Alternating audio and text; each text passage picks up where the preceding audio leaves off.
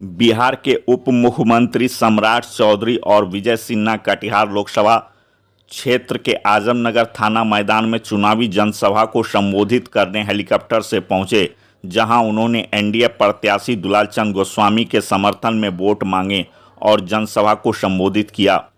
उप मुख्यमंत्री सम्राट चौधरी ने कहा कि 2020 के विधानसभा चुनाव में हमने 10 लाख सरकारी नौकरी का वादा किया था। अगले साल विधानसभा चुनाव में जब वोट मांगने आएंगे, वादा पूरा करके ही आएंगे।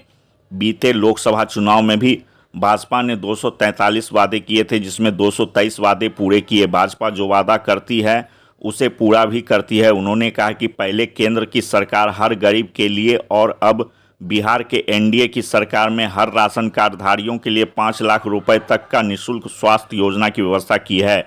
वहीं उप मुख्यमंत्री विजय सिन्हा ने कहा कि यदि बिहार बदलना है तो परिवारवाद, जमींदारी से मुक्त करना होगा। धर्म के नाम पर लोगों को जो बरगला करके जाति के नाम पर जो वोट आपका लेता है। बिहार के अंदर इतनी ज़्यादा पलायन की वृद्धि हुई है, जिसका कारण जंगलराज का वातावरण बनाया, अपराधियों को नौजवान के हाथ में हथियार दिया, अपराधियों का मनोबल बढ़ाया, भ्रष्टाचारी का मनोबल बढ़ाया। आज जब पीएम कोई वादा करते हैं तो वह पूरे करने की गारंटी लेते हैं। ऐसे ही गठबंधन सरकार में पीएम के वादे पर उनके घटक दल भी भरोसा नहीं करते हैं।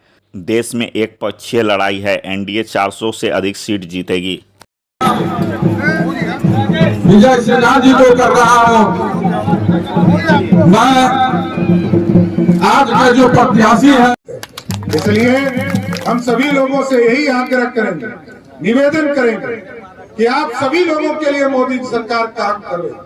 और 1990 से 2005 तक यहाँ दुलालचंद जी बैठे हैं, हम भी उस सरकार में भी मंत्री रहे साथ। मात्र 96,000 लोगों की नौकरी लगी थी और 2005 से लेकर 2020 तक नीतीश कुमार जी और सुशील मोदी के नेतृत्व में सरकार चली।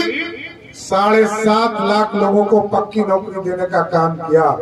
और इस बार 2020 में जब आपने यहाँ से निशा सिंह जी को चुनाव जिताकर भेजा, तो हम लोगों ने पूर्ण रूप से आश्वस्त किया है कि 10 लाख सरकारी नौकरी देकर 2025 में फिर से वोट मांगने आपसे आए। ये वादा पूरा करेंगे साथियों। और अब तो हम लोगों ने चिन्हित भी कर दिया है, गरीबों को 5 किलो अनाज मिल रहा है। 94 लाख परिवार ऐसा हम लोगों ने चिन्हित किया है, जिसको 2-2 लाख रुपया घर घर पहुंचाएंगे, उसके अकाउंट में डालेंगे। ये 94 लाख परिवार है और लगभग 50,000 ऐसे लोग हैं जिसको उद्योग के लिए प्रोत्साहन करेंगे। वैसे लोगों को अभी तक 50,000 लोगों को 10-10 लाख रुपया उपलब्ध कराया, 5 लाख रुपया उसको सहायता दिया और 5 लाख रुपया उसको लोन के तौर पर 3-4% के ऊपर देने का काम। ये आज जरूरत है देश को और बिहार बदलना है तो परिवारवादी जमींदारी से बिहार को मुक्त करना होगा। आज विकारों से हटके जो धर्म के नाम पर लोगों को बरगला करके, जाति के नाम पर बरगला करके जो वोट आपका लेता है और उस वोट के कारण आपके युवाओं को पलायन के लिए विवश करता है। आज बता दें कि बिहार के अंदर इतनी ज्यादा जो पलायन की गति बढ़ी है, किसके कारण? जिन्होंने जंगल राज का वातावरण बनाया, अपराधियों को, नौजवानों के हाथ में हथियार देकर अपराधियों का मनोबल बढ़ाया, भ्रष्टाचारियों का मनोबल बढ़ाया, जो लालटेन युग में ले जाने का बार बार प्रयास किया। अब तो एलईडी का युग है, लालटेन युग में बिहार नहीं लौटेगा। हर नौजवान डिजिटल योद्धा के रूप में काम कर रहा है, देश और दुनिया को देख रहा है। वह बिहार को भी विकसित बिहार के रूप में आगे बढ़ाने का काम करने के लिए इस बार अपना वोट देंगे और अंत में कहेंगे कि बिहार की बर्बादी के लिए कौन जिम्मेवार है। आपको तो विचारना होगा कि इस बिहार जो आजादी के समय सबसे आगे था, ये बिहार श्री बाबू बिहार के प्रथम मुख्यमंत्री थे, हर क्षेत्र में आगे था।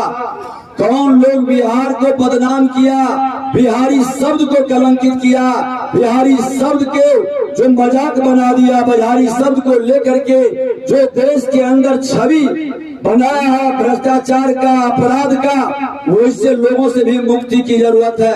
सर दिल्ली सर्वे आया है, दोनों लालू की दोनों बेटी हार रही है। अरे पूरा बिहार हारेगा, एकदम कंफर्म रहिए। एकदम राष्ट्रीय जनता दल का पिछले बार भी खाता नहीं खुला था, इस बार भी नहीं खुलेगा। हम 40 की 40 सीट फिर जीतेंगे। नरेंद्र मोदी पहुंच गया है। कह दिए कि अब परिवार की जिम्मेदारी नहीं चलेगी, बिहार की जनता लोकतंत्र की जननी की भूमि है, ये मोदी जी के साथ है और मोदी जी विकसित बिहार का संकल्प हर बिहारी को दिला चुके हैं। देखिए, अब विकासवाद परिवारवाद पर भारी हो चुका है। अब विकास की जो गति यशस्वी प्रधानमंत्री जी के नेतृत्व में विगत 10 वर्षों में एक परवान चढ़ी है। हम एक विकसित भारत का निर्माण करेंगे। ये परिवारवादी और भ्रष्टाचारी जितने राजनीतिक दल हैं वे दूर दूर तक इस चुनाव में नजर नहीं आएंगे।